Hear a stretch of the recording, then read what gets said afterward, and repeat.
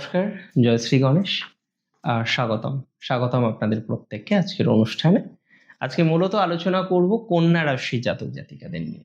খুব ইন্টারেস্টিং একটা আলোচনা, কারণ কন্যার নবমে ভাগ্যস্থানে মঙ্গলের প্রবেশ আগামী জুন মাসের 20 তারিখ, অ্যান্ড সেখানে অবস্থান করাটা এটা কিন্তু খুব স্পেশাল, বিকজ আপনার বর্তমানে রাজ্যকারী গ্রহ শনি, সেই শনির একটা তৃতীয় অ্যাসপেক্ট এই মঙ্গলের উপরে পড়ছে।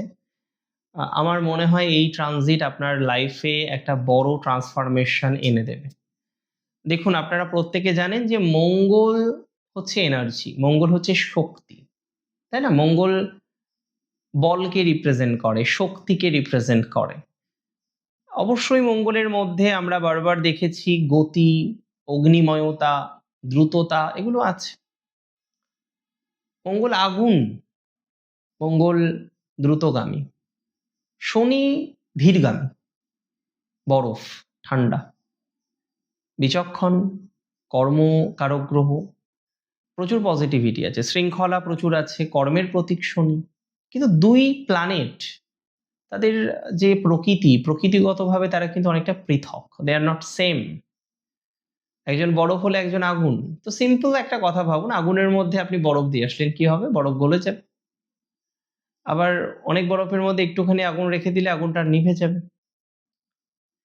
সো পরস্পরের বিপরীতধর্মী প্রতিক্রিয়া প্রদান করবে এই প্ল্যানেট দুটো, যে কারণে আপনার, যেহেতু মাথায় রাখুন, আপনার তৃতীয় পতি আপনার কমিউনিকেশন, আপনার অষ্টম পতি আপনার হঠাৎ কিছু, আপনার পঞ্চম পতি শনি প্রেম, রিলেশনশিপ, সন্তান, আর্টিস্টিক কোয়ালিটিস, ষষ্ঠপতি শনি রেগুলারিটিস, রোগ ব্যাধি, লোন, মাতুল, অ্যান্ড সেভেন্থ বিবাহ, নবমে মঙ্গল ভাগ্যস্থানে মঙ্গল, আধ্যাত্মিকতা, স্পিরিচুয়ালিটি, পিতা, সামহাও পিতা, DNA, 9th house is our DNA, ঠিক আছে?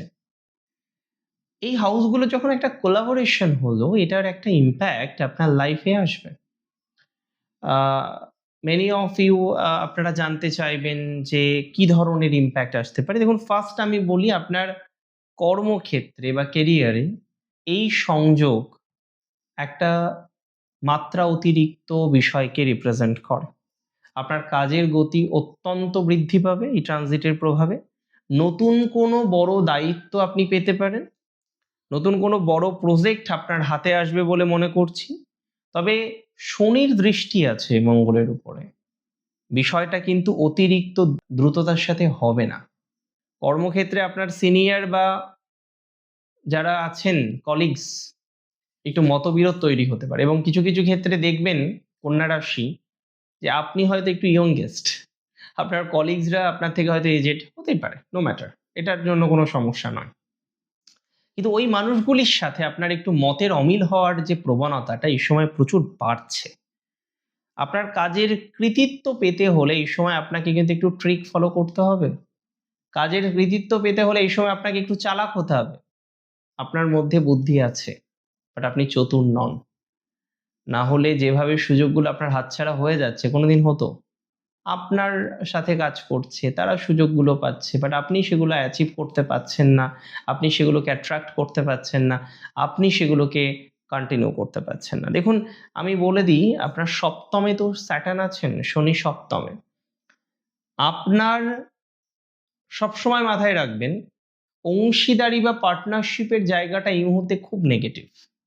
যে কোনো সময় অংশীদারি বা পার্টনারশিপের কারণে বড় ক্ষতি হতে পারে, বড় ব্যবসায়িক ক্ষয়ক্ষতি হওয়ার প্রবণতাটা অনেকটা বাড়ছে। এবং তার সাথে সাথে আমি বলে দেব, পার্টনারের সাথে কোনো পুরনো ভুল বোঝাবুঝি, অনেক আগের একটা ইস্যুস, অনেক আগের একটা ভুল বোঝাবুঝিকে কেন্দ্র করে মোরাললেস একটা ঝামেলা তৈরি হতে পারে। তবে মাথায় রাখবেন, নতুন কোনো ডিল, নতুন কোনো চুক্তি যখন আপনি সিগনেচার করছেন, এই সময়টি আপনার জন্য চমৎকার হবে। এই সময় কিছু ভালো অপশন পাবেন, ভালো সুযোগ পাবেন, ভালো সুবিধা পাবেন। দাম্পত্য এবং পারিবারিক জীবনে যেহেতু সপ্তমপতি নবমে অবস্থিত গ্রহের উপরে দৃষ্টি দিচ্ছে, আপনার জীবনসাথীর সাথে যদি দূরত্ব হয়ে থাকে, সেখানে ফ্যামিলিজ, এরা কিন্তু একটা বড় সাপোর্ট দেবে এই সময়। ফ্যামিলিগত দিক থেকে কিছু সাপোর্টের কারণে আমি বলবো অনেকের ম্যারেজ লাইফটা সেফ হয়ে যেতে পারে। এখানে একটা বড়সড় ইনফ্লুয়েন্স ফ্যামিলি দেবে। তবে যারা ম্যারেজ লাইফ কন্টিনিউ করছেন, হিউজ প্রবলেম নেই, বাট খিটখিটে স্বভাবের একটা জায়গা বারবার আপনাদের মধ্যে চলে আসে। Be control. অতিরিক্ত খিটখিটে হওয়ার কোনো দরকার নেই। অতিরিক্ত খিটখিটে হলেই কিন্তু সমস্যা হয়ে যাবে। কাজের ক্ষেত্রে একটা চাপ তৈরি হওয়ার মতো প্রবণতা আছে। একে অপরকে সময় দেওয়া এবং ভুল বোঝাবুঝি মিটিয়ে নেওয়া এই সময়টার জন্য খুব ইম্পর্ট্যান্ট। ছোট্ট ইস্যুস, মাইনর ইস্যুস একটা বড় জটিলতাকে দাঁড় করাতে পারে। বিকজ এই টাইমটা ভেরি সেনসিটিভ। ছোটোখাটো ইস্যুর কারণে বড়সড় ক্ষতি হওয়া, ছোটোখাটো ইস্যুর কারণে বড়সড় জটিলতা আসার প্রবণতাটা অনেকটা বেশি দেখতে পাচ্ছি।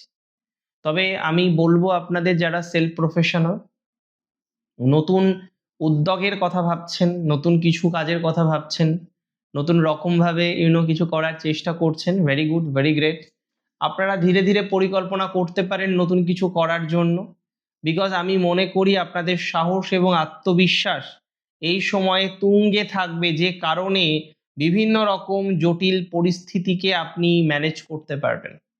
বিভিন্ন রকম জটিল পরিস্থিতিকে ম্যানেজ করে পথ চলার যে টেন্ডেন্সিটা, সেটা খুব স্ট্রংলি এই মুহূর্তে দেখা যাচ্ছে। অনেকে আমাকে জিজ্ঞাসা করেছেন, দাদা এই সিরিজটা তৈরি করার সময় অবশ্যই আলোচনা করবেন কোন কোন প্রফেশনালগুলো ভালো, বেশি ভালো যাবে। ফার্স্ট বলি, যে কোনো ধরনের management, administration related job, any type of job related with leadership related job এই সময়ে খুব ভালো ফলাফল দেবে। এই সময় লিডারশিপ রিলেটেড বিষয়ে আপনার ইমপ্রুভমেন্টের যে জায়গাটা, সেটা অনেক দেখতে পাচ্ছি অ্যান্ড সেটা ভালোভাবে লক্ষ্য করা যাচ্ছে। আমি মনে করি সরকারি চাকরি বা আধা সরকারি প্রশাসনিক ক্ষেত্রে একটা বড়সড় ইমপ্রুভমেন্ট আসার মতো সম্ভাবনা রয়েছে। মেডিকেল প্রফেশন, বিশেষ করে ডায়াগনস্টিক অ্যান্ড ল্যাব টেকনিশিয়ান হিসেবে যারা কর্মরত, they will achieve a very great result. তারা একটা ভালো ফলাফল পেতে চলেছেন, that is very very very sure. আমি আপনাদের জানিয়ে রাখি, আইটি সেক্টরে যারা কাজ করছেন, প্রজেক্ট প্ল্যানিংয়ের কাজ যারা করেন, কর্পোরেটসে যারা বিজনেসের জায়গায় কানেক্টেড রয়েছেন, তাদের ডেভেলপমেন্টের যে মাত্রাটা সেটা অনেক বেশি লক্ষ্য করা যায়। তবে মাথায় রাখতে হবে, ডিফেন্সে, সিকিউরিটিতে, আইন শৃঙ্খলা রক্ষা কাজের সাথে যারা যুক্ত, একটু চাপ আছে, কিন্তু একটু চাপ থাকলেও ম্যানেজেবল। সেটা একটু চাপ থাকলেও নিয়ন্ত্রণ করার মতো যে ক্যাপাসিটি, সেটা প্র্যাকটিক্যালি লক্ষ্য করতে পারছি। দেখুন, আমি এই ট্রানজিটে দুটো কথা বুঝি। কিছুটা ভালো, সেটা রিয়েলাইজ করতে পেরেছেন, বাকিটা সাবধানে থাকতে হবে। অ্যান্ড ফার্স্ট আমি বলবো, কর্মক্ষেত্রে অহংকার বাদ দিতে হবে। অযথা তর্ক এই সময়ে মোটেই করা যাবে না, কারণ তর্ক বিতর্কের মধ্যে জড়িয়ে বড়সড় একটা সমস্যায় কিন্তু আপনি পড়ে যেতে পারেন। এই সময় তর্কে বিতর্কে জড়িয়ে বড়সড় একটা জটিলতার মতো জায়গা তৈরি হওয়ার প্রবণতাটা দেখতে পাচ্ছি। তর্ক বিতর্কে জড়ানোর একটা টেন্ডেন্সি এই সময় আছে, প্র্যাকটিক্যালি আছে। নাম্বার 2, আমি বলবো শারীরিক ক্লান্তি বাড়তে পারে, শরীরের পর্যাপ্ত রেস্ট দরকার, সেটা দিন। রক্তচাপজনিত যাদের সমস্যা আছে সেটাকে নিয়ন্ত্রণ করে পথ চলুন। পাবলিক ইমেজ ও সমালোচনা, এই সময়ে পাবলিক ইমেজটাকে আপনাকে খুব ভালোভাবে কন্ট্রোল করে চলতে হবে। যেহেতু শনি সপ্তমে বসে দশমকে দেখছে, তাই আপনার কাজের সামাজিক মূল্যায়ন হবে, এটুকু দায়িত্ব নিয়ে বলতে পারি। কোনো বেআইনি বা অনৈতিক কাজ মোটেই এই সময় করবেন না, অন্যথায় সামাজিক সম্মানের একটু হানি হতে পারে। মোস্ট ইম্পর্টেন্ট, সেটা পারিবারিক সম্পর্ক। দেখুন, কন্যা রাশির ঘরে বাইরের চাপটা প্লিজ নিয়ে আসবেন না। অফিসের চাপ অফিসে ধুয়ে তারপরে বাড়ি আসুন। Don't mix your professional and personal life, family life. Huge wrong decision হয়ে যাবে আপনার লাইফে সেটা। কর্মক্ষেত্রের ক্ষোভ বা মেজাজ বাড়ির কাউকে দেবেন না, এটা আমি আপনাদের অনুরোধ করব। এবং আপনাদের এটা আমি বলার চেষ্টা করব, আপনার মেধাকে কাজে লাগান। আরও বেটার কিছু আপনি করতে পারেন, আপনি আরও বেটার কিছু করবেন, সেটা আমি জানি, সেটা আমি বুঝি, সেই ধারণাটা রাখি। ভালো থাকুন আপনারা। জয় শ্রী গণেশ।